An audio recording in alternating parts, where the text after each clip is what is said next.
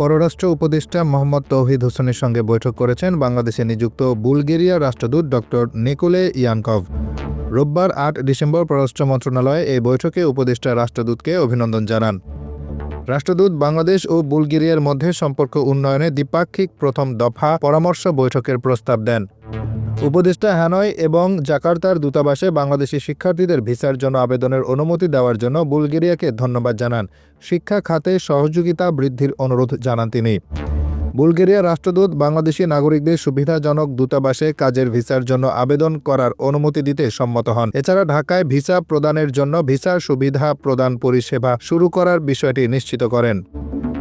বৈঠকে তারা দ্বিপাক্ষিক বাণিজ্য সম্প্রসারণ, বিনিয়োগ, আইটি সেক্টরের সহযোগিতা, সাংস্কৃতিক সহযোগিতা এবং ২০১৯ সালের পরে ইইউর জিএসপি প্লাস ইত্যাদি বিষয়ে আলোচনা করেন।